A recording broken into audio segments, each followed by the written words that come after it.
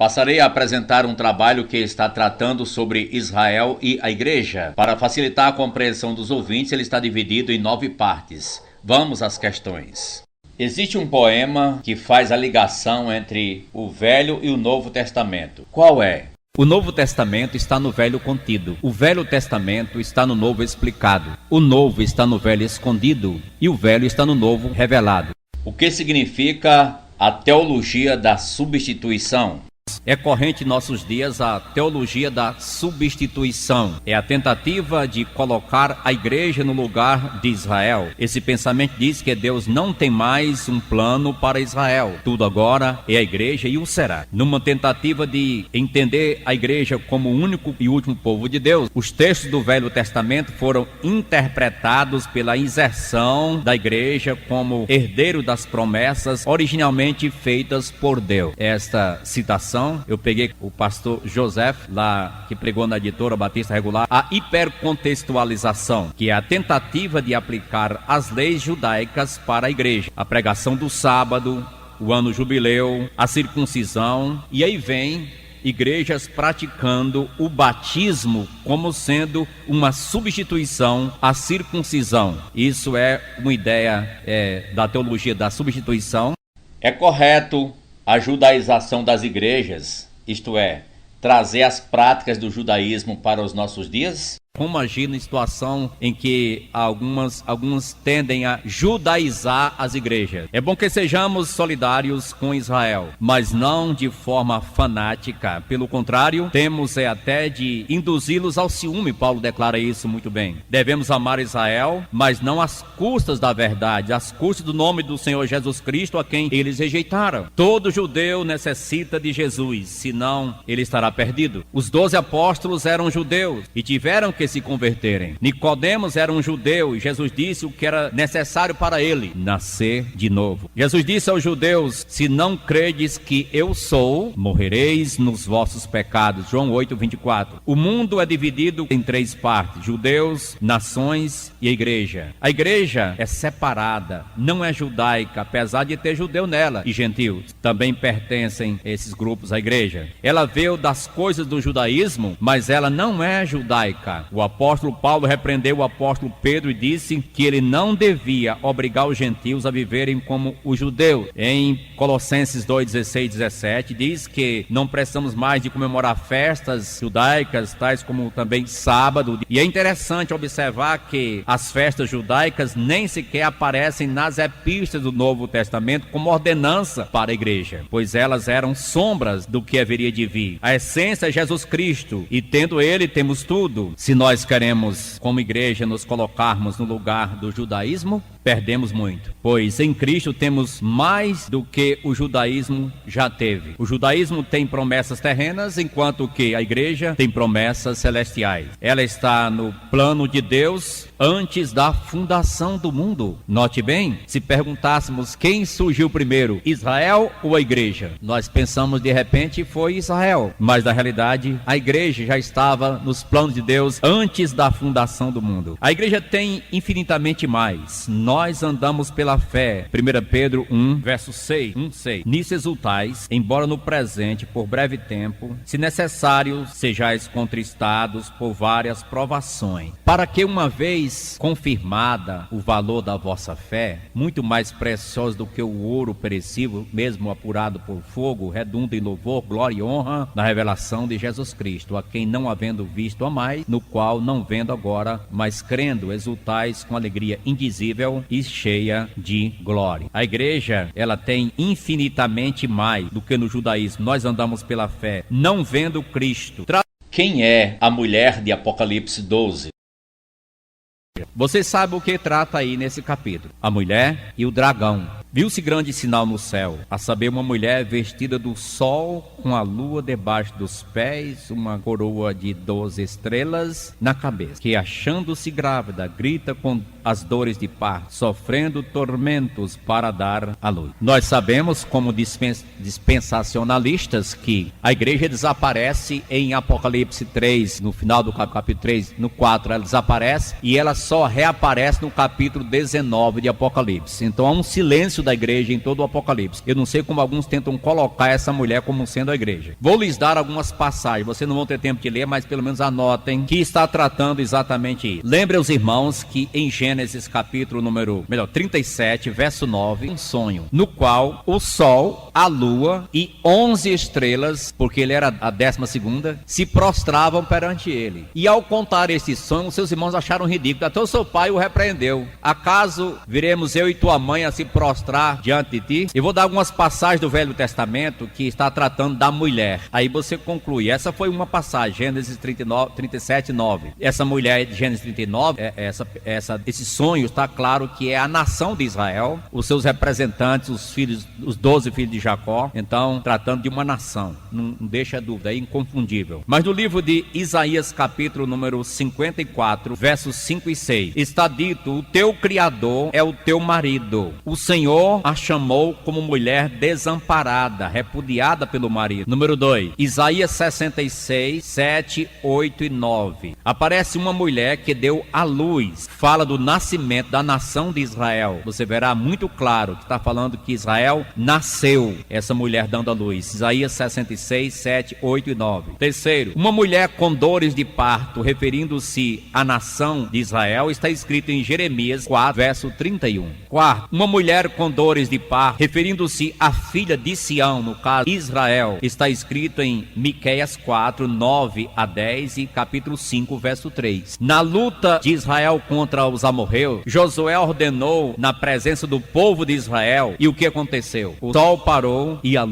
o sol e a lua pararam. Josué 10, 12 a 14. Deus coloca o sol, a lua e as estrelas como sinal da perpetuação da nação judaica. Jeremias 31, 35 a 36. Se falharem estas leis, Israel deixará de ser uma nação diante de mim. O trono durará como o sol, falando do reino prometido a Davi, será estabelecido para sempre como a lua. Salmo 89, 35 a 37. Desde os céus pelejaram as estrelas contra Císera, referindo-se aqui sol, lua, estrelas, tudo ligado ao povo, à nação de Israel. A mulher então não refere-se à igreja, e sim à nação de Israel, representada pelos 12 patriarcas. Pode-se dizer que também não pode dizer também que é Maria. Claro, como judia, ela pode estar relacionada como judia, como aquela que foi usada por Deus para trazer Jesus ao mundo, mas o texto fala diretamente de uma nação, de um povo, e não de uma pessoa só apenas. É simbólico. Apocalipse é um livro simbólico, e é isso que está tratando. O símbolo não deixa de ser exatamente 10 principais distinções entre Israel e a igreja. Distinções entre Israel e a igreja. Vejamos, aqui eu recorri ao manual de escatologia. Schaeffer estabeleceu contraposições entre Israel e a igreja, que demonstram exclusivamente que esses dois grupos não podem ser reunidos em um só, mas devem ser diferenciados como entidades separadas com quem Deus realiza um plano especial. Essas contraposições podem ser esboçadas da seguinte forma: Israel, todas as promessas terrestres nas alianças no propósito de Deus. A igreja, as promessas celestiais no evangelho. A descendência de Abraão, Israel. A descendência física dos quais alguns se tornam descendentes espirituais. Descendência espiritual. A igreja, descendência puramente espiritual. O nascimento, Israel, nascimento físico que traz um relacionamento. A igreja, o nascimento espiritual que traz um relacionamento. Cabeça da igreja para Israel, Abraão para a igreja, Jesus Cristo. Nacionalidade, Israel, uma nação. A igreja composta de quê? De todas as nações, de onde se convertem pessoas, fazem parte da igreja. Israel era um sacerdócio, e aquilo muito nos ensina o sistema sacerdotal, sacrificial do Antigo Testamento. Eu gosto de ler Hebreus e Levíticos. Israel tinha um sacerdócio. A igreja é constituída um sacerdócio, casa espiritual, a fim de oferecer sacrifícios espirituais agradáveis a Deus por intermédio de nosso Senhor Jesus Cristo e seu apóstolo São Pedro. Casamento, Israel, esposa infiel. A igreja é a noiva, uma igreja gloriosa, sem mácula, nem ruga, nem coisa semelhante, porém pura e sem defeito. Julgamento, por isso eu acho bonito o relacionamento Cristo, igreja e casamento, marido e mulher. Que mensagem maravilhosa tem dentro daquele texto de Efésios capítulo 5. Israel enfrentará julgamento, a igreja livre do julgamento. Agora, pois, já nenhuma condenação há para quem? Para os que estão em Cristo Jesus. 12 distinções entre a lei e a graça. É necessário, sim, que façamos clara distinção também entre a lei e a graça. Um dos principais conflitos existentes no início da dispensação cristã foi a questão da lei e graça. Qual das duas oferecia diretrizes para a conduta cristã? A lei ou a graça? Era questão em polêmica. Lembra, o contraste entre lei e graça. A lei tratava com Israel, a graça com judeus e gentil e o mundo todo que se converte. De igual modo, a motivação, a lei faça isso. A graça diz, eu já fiz isso por você. Sob a lei, Deus proibiu e exigiu. Sob a graça, Deus favorece e dá. A lei condena, a graça perdoa. A lei amaldiçoa, a graça redime dessa maldição. A lei mata, a graça faz viver. A lei cala toda a boca perante Deus. Romanos capítulo 3 diz isso, não é? A graça abre a boca para louvar a Deus. E louve aos gentios, todos louvem ao Senhor. A lei põe uma grande culpa entre o homem e Deus. A graça traz esse homem culpado, mas que redimido para junto de Deus. Fazer para si alguém é o que é o lema da lei. Alguém para fazer algo é o lema da graça. Salvo pela graça e guardado para as boas obras. E não salvo pela lei e guardado pelas boas obras. Nada disso. Salvo pela graça e guardados para as boas obras, as quais Deus preparou de antemão para que andássemos nela. Faça bem e eu te abençoarei. Enquanto que a graça diz, eu te abençoo, por isso faça o bem. O que o homem precisa fazer contra o que Deus já tem feito é visto no contraste da lei e a graça. Trabalho humano a ser feito, mas na graça é o trabalho divino a ser acreditado. Deus já fez e pronto. E Davi chegou a declarar, bem-aventurado aqueles cujas iniquidades são perdoadas, cujos pecados são cobertos, porque não é todo mundo que entende sobre a graça de Deus, só aquele que foi exatamente iluminado pelo Espírito Santo na palavra do Evangelho, esse sim entenderá. Bem-aventurado esse que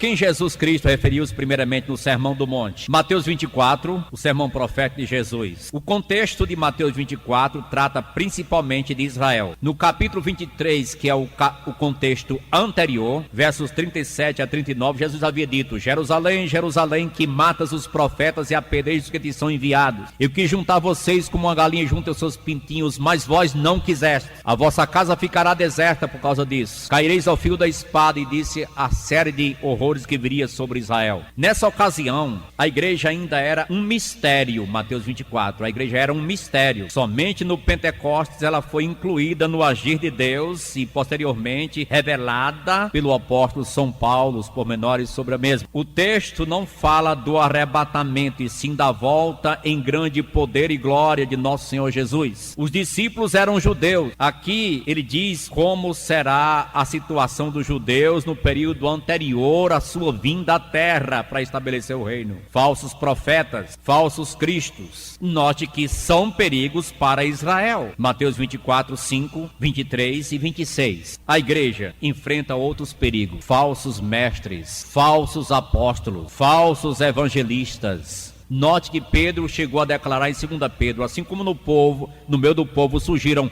falsos profetas, assim entre vós, igreja, surgirão falsos mestres. 2 Pedro, capítulo 2. A igreja enfrenta esses perigos, sim. E 2 Coríntios 11, 13, fala do perigo do Satanás se transfigurar em anjo de luz. 2 Pedro 2, 1, já citei. Gálatas 1, 6 a 9, é uma advertência sobre outro evangelho, o qual não é outro, mas aqueles que perturbam um falso Messias representam uma ameaça não para a igreja, e sim para Israel incrédulo. João 5, 43. Jesus disse, eu vim em nome do meu Pai e vocês não me receberam. Se outro vier em seu próprio nome, vocês vão receber. O abominável da desolação, do qual falou o profeta Daniel, no lugar santo que ele entenda, Mateus 24, 15. O templo, os sacrifícios, Daniel disse, abre aspas, teu povo, fecha aspas, abre aspas, novamente, tua cidade, fecha aspas, Daniel 9, 24. Falando dos judeus, Jesus pega exatamente esse texto, quando vires o abominável da desolação de que falou o profeta Daniel no lugar santo. Quem lê, entenda. Aquele porém que perseverar até o fim, esse será salvo. Mateus 24, 13. O fim, aqui compreende o final da grande tribulação. Isso não é para a igreja, pois nem sequer ela entrará na tribulação, quanto mais irá até o fim dela. 1 Tessalonicenses 1, 10, já citado, e Apocalipse 3, 10. A igreja não precisa fugir para os montes, como é dito em Mateus 24, como terão que fazer os que estiverem na Judéia, verso 16. A igreja não é também sujeita às leis, como o verso 20 indica, indica sobre o sábado. Ore para não acontecer no sábado, dia no qual, além das outras atividades proibidas, eles não podiam caminhar longa distância. Então, como iriam fugir? No verso 34 fala da figueira. E vocês sabem que a figueira representa, sim, Israel, diretamente a nação de Israel. Os escolhidos, note Mateus 24, verso 31. Verso 31 de Mateus 24. E ele enviará os seus anjos com grande clangor de trombeta, os quais reunirão os seus escolhidos dos quatro ventos de uma outra extremidade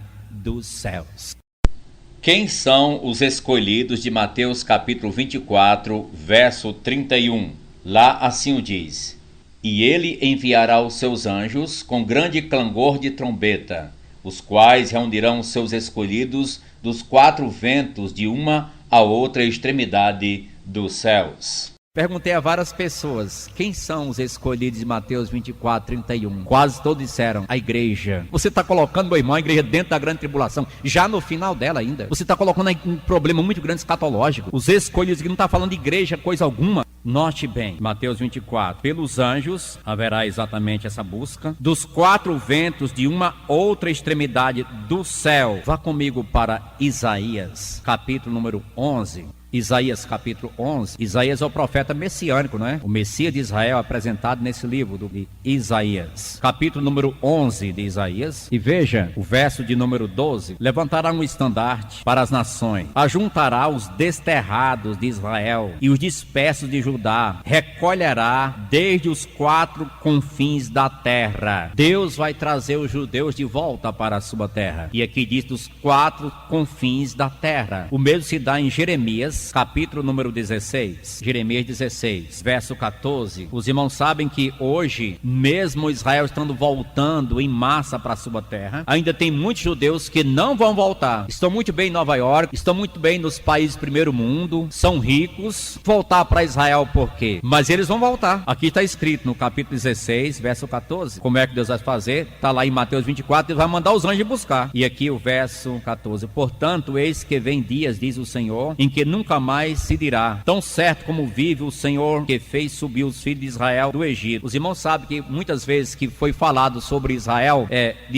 mandou lembrar o êxodo, não foi? Que tirei da terra do Egito, da casa da servidão, lembrando a libertação do Egito. Mas aqui diz, não vai ser mais isso. Verso 15, mas tão certo como vive o Senhor que fez subir os filhos de Israel da terra do norte, da terra e das terras para onde os tinha lançado, pois eu os farei voltar para a sua terra que dei a seus pais. Eis que mandarei muitos pescadores, diz o Senhor, os quais os pescarão. Depois enviarei muitos caçadores, os quais os caçarão de sobre todos os montes, de sobre todos os outeiros e até nas fendas das rochas. Vai ser trazido todo judeu para a sua terra e Deus vai cumprir a sua promessa feita de juntá-los na sua terra. O mesmo está também, não vamos ver, mas só anote Ezequiel 11, 17 a 19 e Ezequiel 36, 24. Veja, irmão.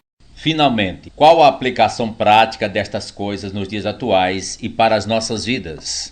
Mas você diz que tudo isso tem a ver conosco hoje. Se aí não é para a igreja, pastor, então para que está aí? O que tem a ver com a gente? Meus irmãos, é olhando para os outros que a gente aprende, é olhando para o que aconteceu e que vai acontecer que a gente aprende hoje. O futuro tem influência em nosso presente. Assim como a história ensina também, o futuro pode antecipar exatamente muitas coisas. Há uma grande inquietação no mundo hoje, não há? O mundo inquieto, coisas espantosas, terror constante em nossos dias. Grande parte da humanidade passa fome, terremotos, tempestades, inundações, doenças imprevisíveis para a humanidade. Surgem fenômenos catastróficos da natureza, aumentando dramaticamente. Israel entra cada vez mais em aperto. Sedução e engano por falsas religiões e falsos líderes é uma avalanche. A grande tribulação se aproxima, não resta dúvida, mas nós não aguardamos a grande tribulação, nem um falso Cristo e um fim desastroso. Pelo contrário, aguardamos a vinda do Senhor Jesus Cristo Cristo para levar um grupo seleto à sua igreja, no chamado arrebatamento, que tem por definição o trasladar dos crentes vivos sem que passem pela morte física, num abrir e fechar de olhos, conforme definiu o pastor Thomas